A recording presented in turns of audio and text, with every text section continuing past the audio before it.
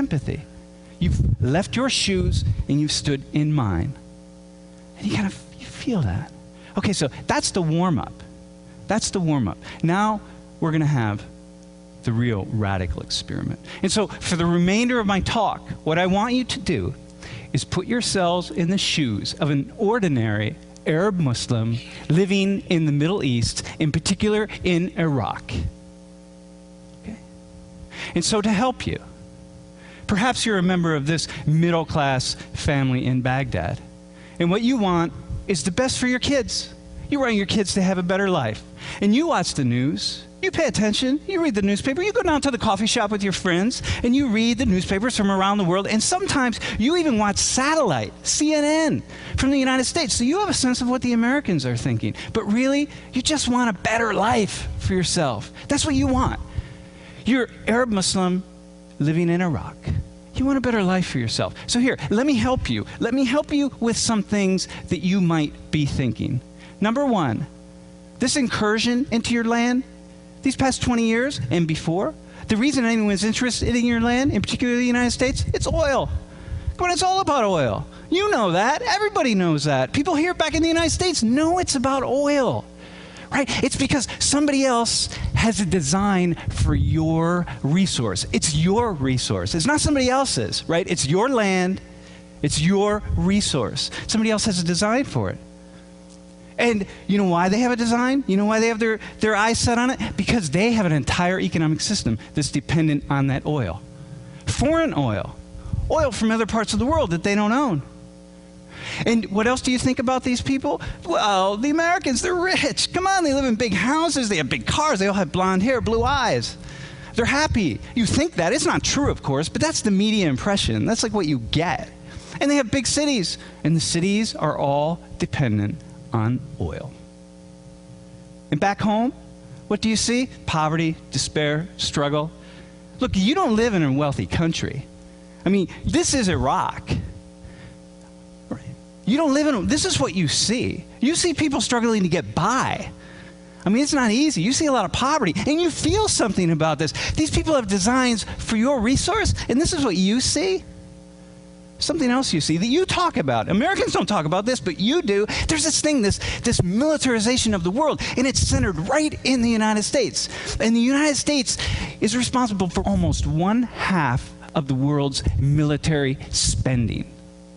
4% of the world's population, and you feel it. You see it every day. It's part of your life. And you talk about it. With your friends, you read about it. Right? And back when Saddam Hussein was in power, the Americans didn't care about his crimes. When he was gassing the Kurds and gassing Iran, they didn't care about it. When oil was at stake, somehow, suddenly, things mattered. Right? And what you see, something else, the United States, the hub of democracy around the world, they don't seem to really be supporting democratic countries all around the world. There are a lot of countries, oil-producing countries, that aren't very democratic, but supported by the United States. It's odd. Oh, these incursions, these 2 wars, the 10 years of sanctions, the 8 years of occupation, the insurgency that's been unleashed on your people, the tens of thousands, the hundreds of thousands of civilian deaths, all because of oil. You can't help but think that. You talk about it. It's in the forefront of your mind always. You say, how is that possible? In this man, he's every man. Your grandfather, your uncle, your father, your son, your neighbor, your professor, your student. Once a life, happiness and joy, and suddenly pain and sorrow. Everyone in your country has been touched by the violence, the bloodshed, the pain, the horror. Everybody, not a single person in your country has not been touched. So here, but there's something else. There's something else about these people, these Americans who are there. There's something else about them that you see. They don't see themselves. And what do you see? They're Christians. They're Christians. They worship the Christian God. They have crosses. They carry Bibles. Their Bibles have a little insignia that says U.S. Army on them. And they're leaders. They're leaders. Before they send their sons and daughters off to war in your country, and you know the reason, before they send them off, they go to a Christian church and they pray to their Christian God and they ask for protection and guidance from that God. Why? Well, obviously, so that when people die in the war, they are Muslims. They are Iraqis. They're not Americans. You don't want Americans to die. Protect our troops. And you feel something about that. Of course you do. And they do wonderful things. You read about it, you hear about it. They're there to build schools and help people, and that's what they want to do. They do wonderful things, but they also do the bad things, and you can't tell the difference.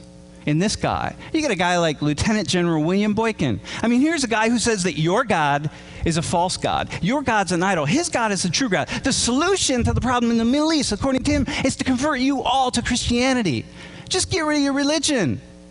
And you know that. Americans don't read about this guy. They don't know anything about him, but you do. You pass it around. You pass his words around. I mean, this is serious.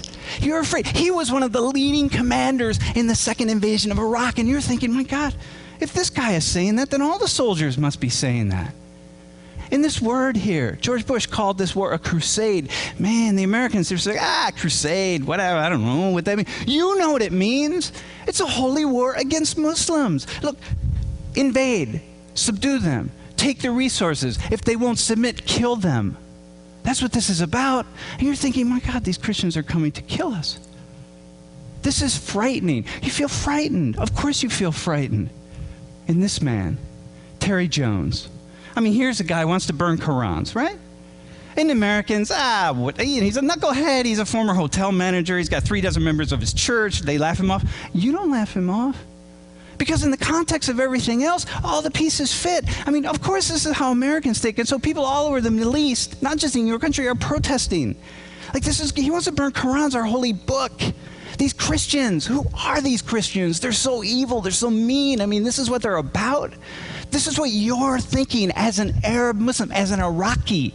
Of course you're going to think this. And then your cousin says, hey, cuz, check out this website. You got to see this Bible boot camp. These Christians are nuts. They're training their little kids to be soldiers for Jesus. And they take these little kids and they run them through these things. They teach them how to say, sir, yes, sir, and things like grenade toss and weapons, care, and maintenance. And go to the website. It says U.S. Army right on it. I mean, these Christians, they're nuts.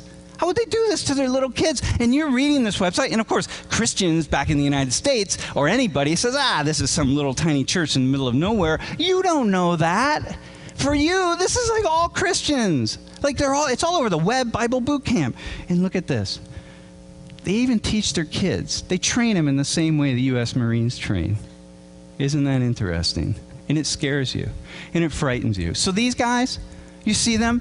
You see, Sam Richards, I know who these guys are. They're my students, my friends. I mean, I know what they're thinking. You don't know. When you see them, there's something else.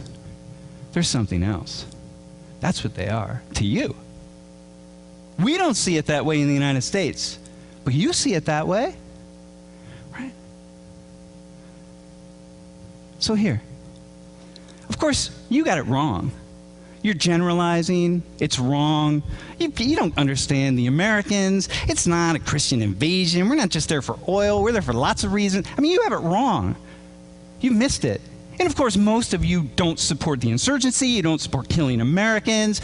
You don't support the terrorists. Of course you don't. Very few people do. But some of you do, right? And this is a perspective. Okay. So now, here's what we're going to do. Step outside of your shoes that you're in right now and step back into your normal shoes. So everyone's back in the room, okay? Now here comes the radical experiment. So we're all back home. This photo, this woman, man, I feel her. I feel her. She's my sister, my wife, my cousin, my neighbor. She's anybody to me. These guys standing there, everybody in the photo, I feel this photo, man.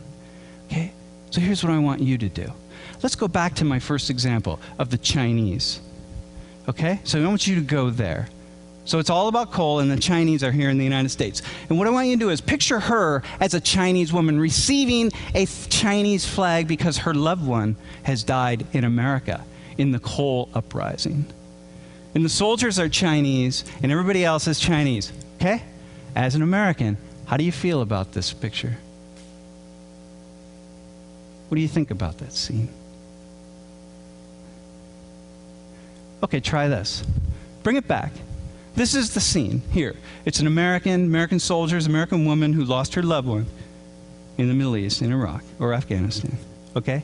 Now, put yourself in the shoes. Go back to the shoes of an Arab Muslim living in Iraq. What are you feeling and thinking about this photo, about this woman?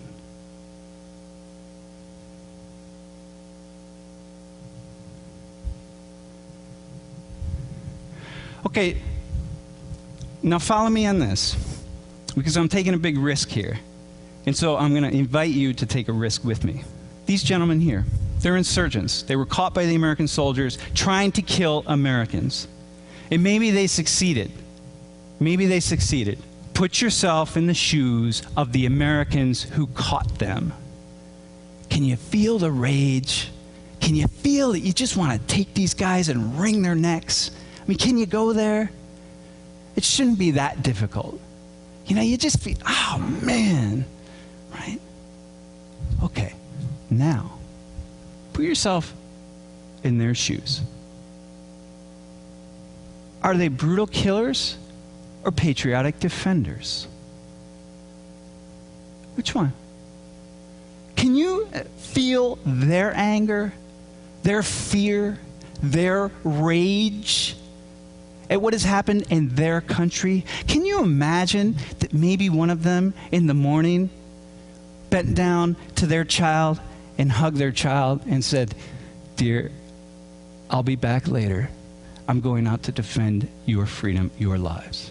I'm going out to look out for us, the future of our country." Can you imagine that? Can you imagine saying that? Can you go there? What do you think they're feeling? Right?